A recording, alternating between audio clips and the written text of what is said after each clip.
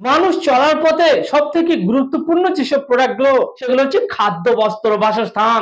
1 নম্বরে খাদ্য, 2 নম্বরে বস্ত্র, 3 নম্বরে বাসস্থান। এই জন্য আপনারা যখনই এক্সপোর্ট করবেন খাদ্য, বস্ত্র, বাসস্থান নিয়ে আপনারা এক্সপোর্ট শুরু করে দিন। খাদ্যের মধ্যে যদি আপনারা করেন, আপনারা চায়নাতে ব্রোকেন রাইসকে অর্থাৎ ভাঙা চালকে এক্সপোর্ট করুন এবং চালের কুঁড়োকে এক্সপোর্ট করে দিন। খাদ্যকে টার্গেটে নাম্বার 1-এ রাখুন। পৃথিবীর এমন কিছু দেশ আছে সেই দেশগুলোতে খাদ্যই হয় না। তারা কি শুকিয়ে থাকবে? তারা কি কিছু খাবে না, না তাদের কি খেতে দেবেন না?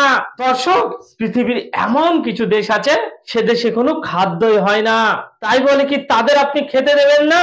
দর্শক, যে কান্ট্রি গুলোতে খাদ্য হয় না সেই কান্ট্রি গুলোতে খাদ্য নিয়ে টার্গেট করুন।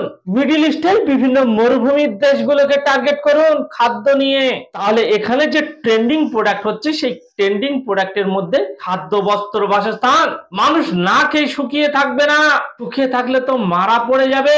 দর্শক, তারপরে হচ্ছে বস্ত্র। মানুষ কি বস্ত্র পরতেই হবে? বস্ত্র না পরে, জামা কাপড় না পরে কি কোনো মানুষ ঘুরতে পারবে, বেড়াতে পারবে, বাইরে বেরোতে পারবে?